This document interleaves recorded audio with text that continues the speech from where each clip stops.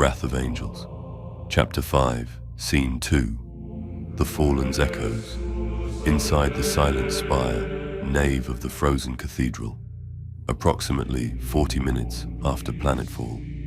Month 10, year 260. The 41st millennium. Inside the Silent Spire, the cold was not weather. It was an intention. It pressed against ceramite seals, like a hand over a mouth, weighed the warmth behind the lenses, listened to the thud of hearts with the patience of stone. Frost had colonized every surface and then dug trenches. Mosaics wore a milk-white armor that dulled saints into strangers.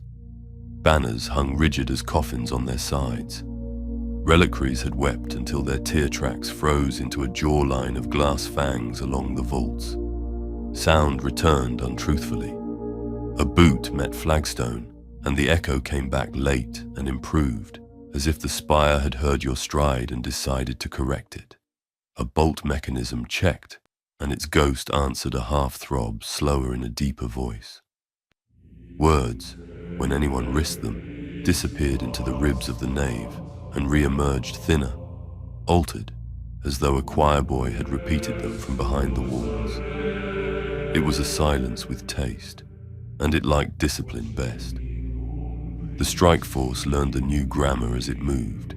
Standard intercessors took the flanks, 3 deep files sluicing around columns and pew stumps with the steadiness of a tide.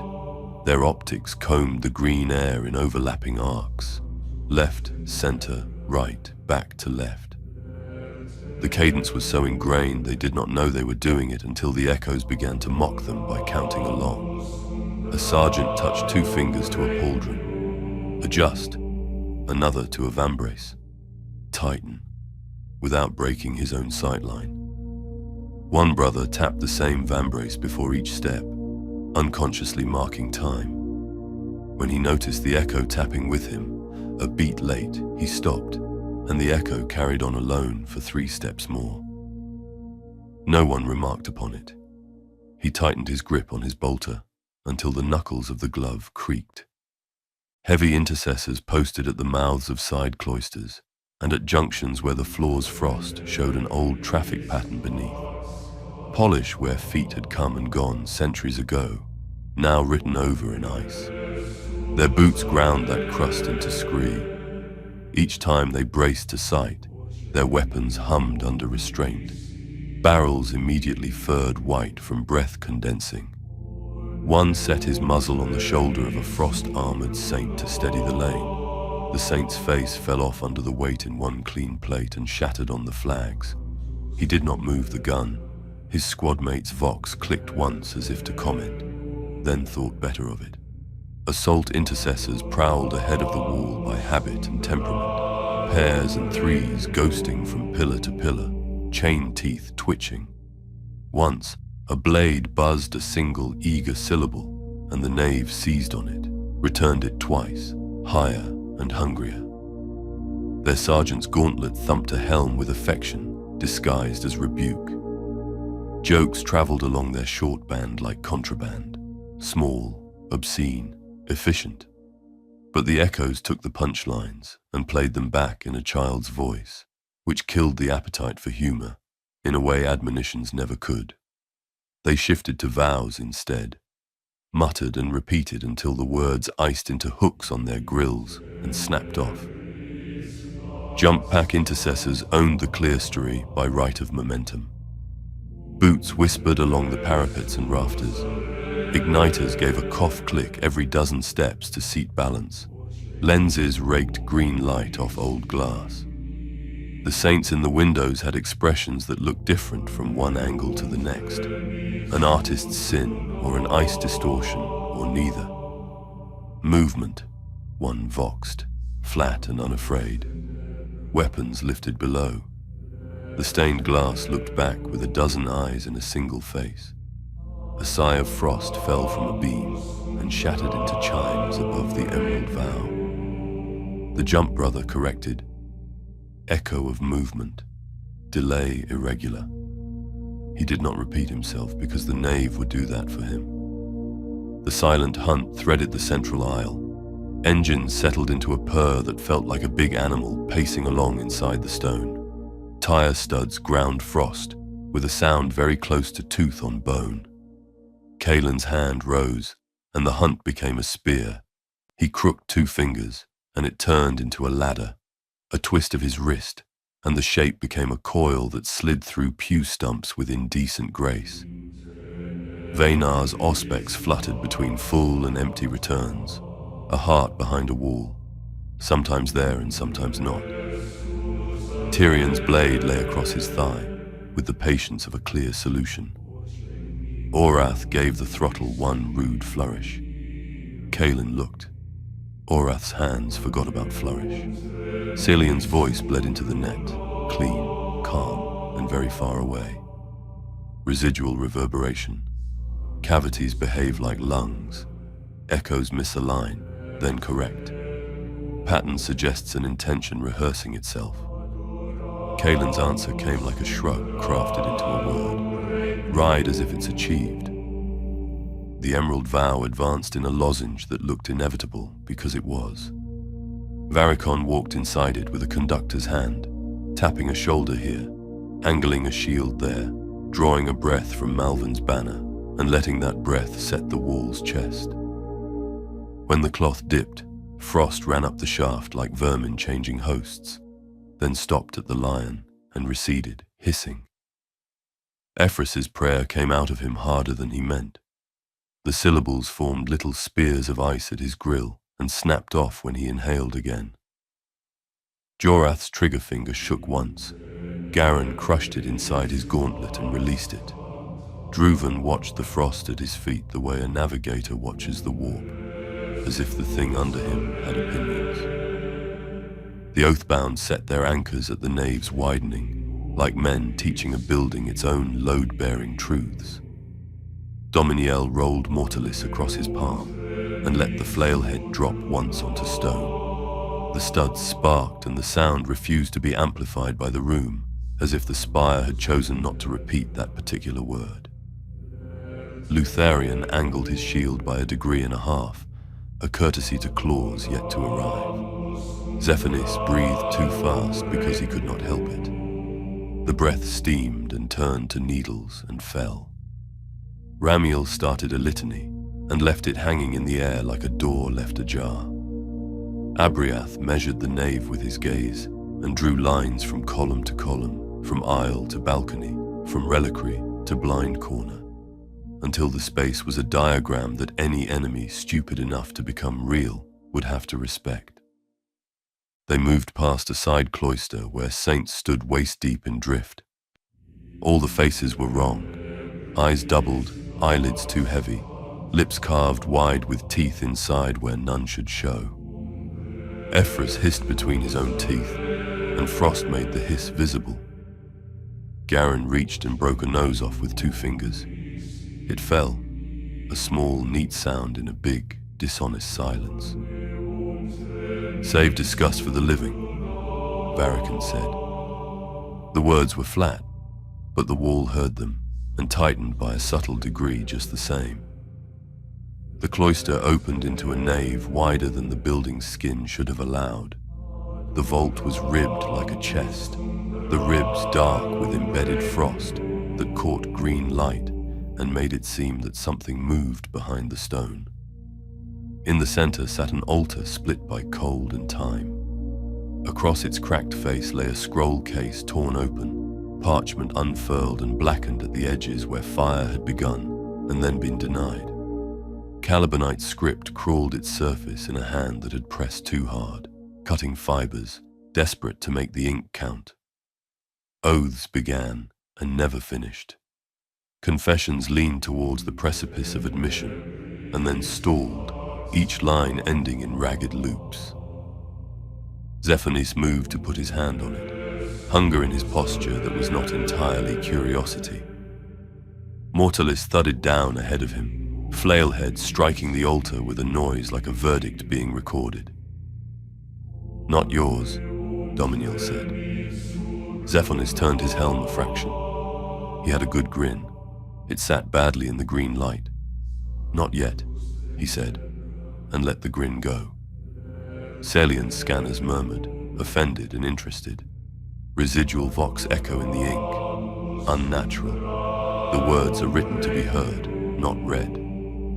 The intercessors around the periphery reacted with the honest variety of men doing their best in a bad church. A heavy intercessor turned his head, unreadable behind his grill, then went back to citing his lane, as if lanes were the only nouns he trusted. An assault intercessor muttered, "Cowards write on paper," which earned him a palm across the side of the helm from his sergeant, a correction that knocked frost off like dandruff. A jump-pack brother voxed from above in the clerestory, flickering glass at my 9, gone. His voice was steady, the room returned it shaky and higher, as if a younger version of him had found something to fear. The emerald vow took the altar into its geometry.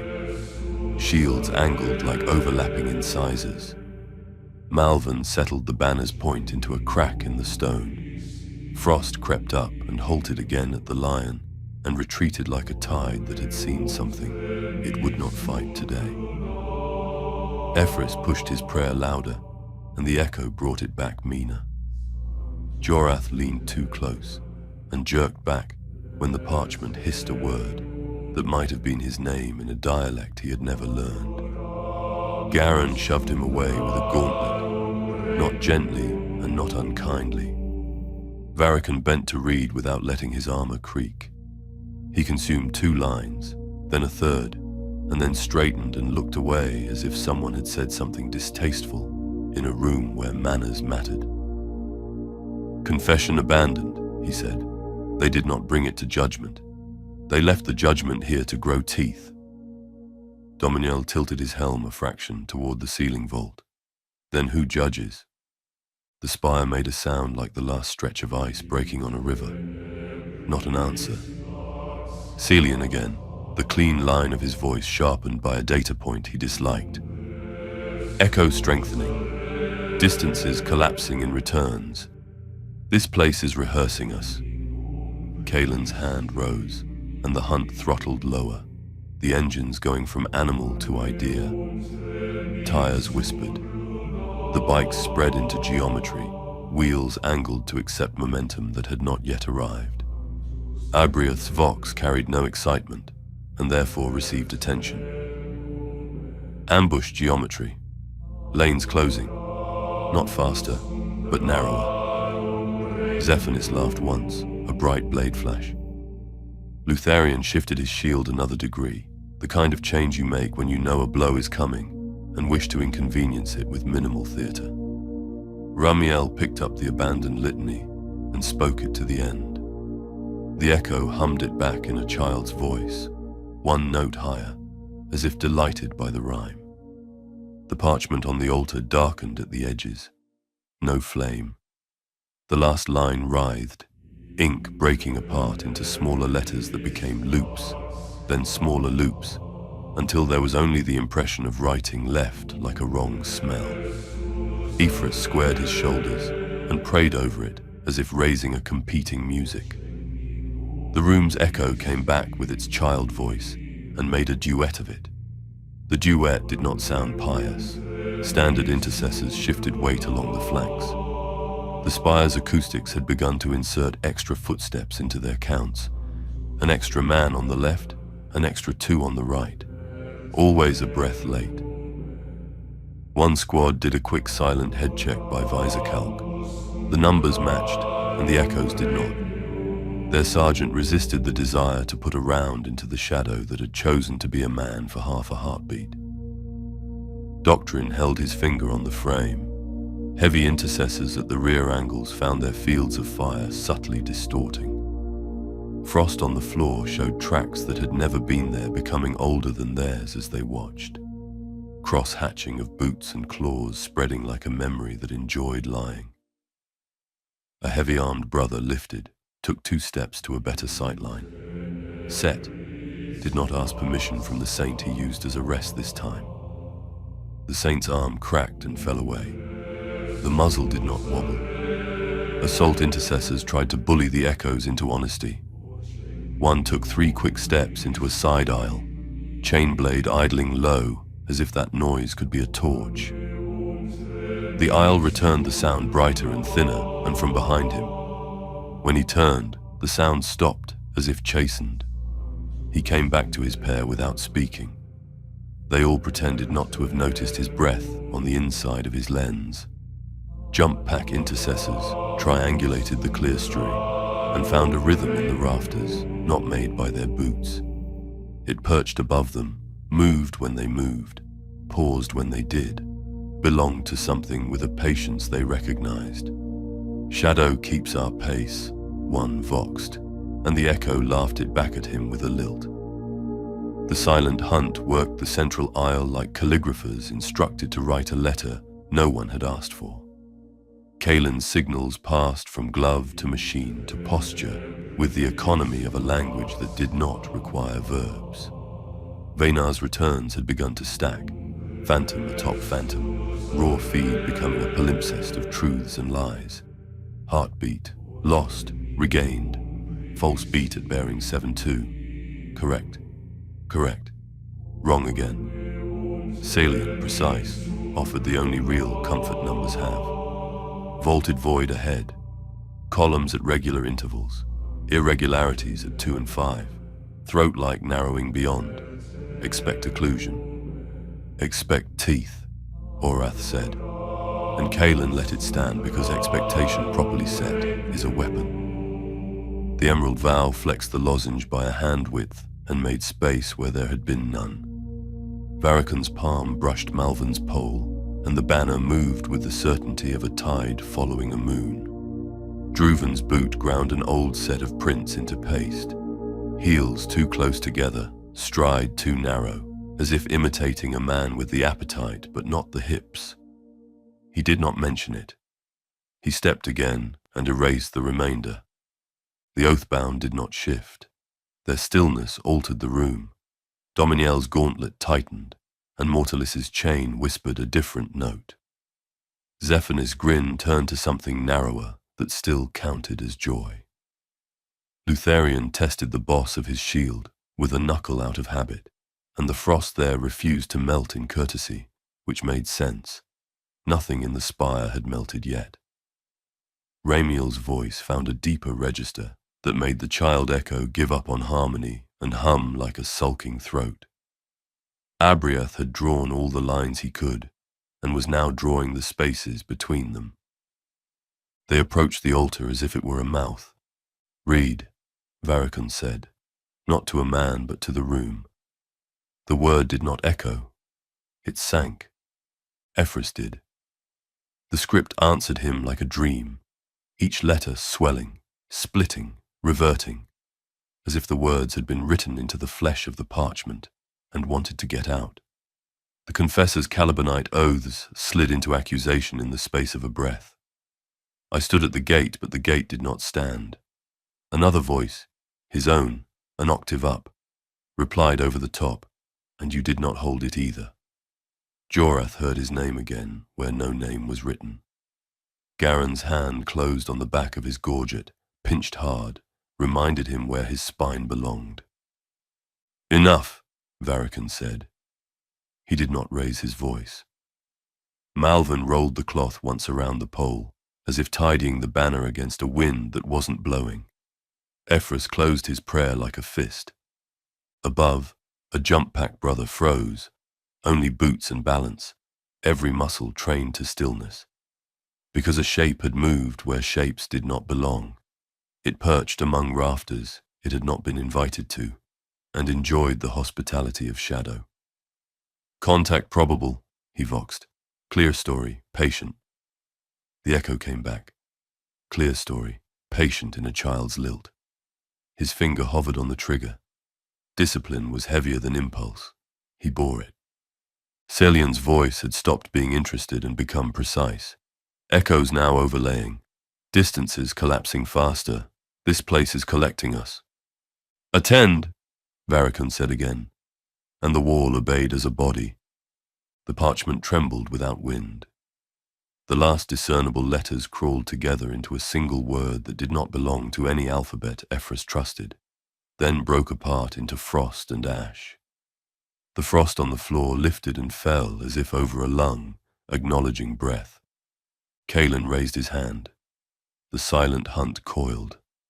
Abriath lifted his chin as if scenting pressure. Ambush geometry complete, he said.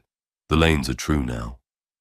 Zephanis laughed once because he loved good work, whether it was his or the enemy's. Lutharian's shield angled the last degree it could. Ramiel spoke the end of the litany again, and this time the echo did not answer, because the spire had finished listening and had begun to decide. Under the flags, a stress line in the stone gave a little sigh. Something tapped behind the walls with the politeness of knuckles on a door. The vault exhaled. The Silent Spire had heard confession. It was ready to give absolution with teeth. This has been Wrath of Angels, Chapter 5, Scene 2, The Fallen's Echoes. Chapter 5, Scene 3 follows.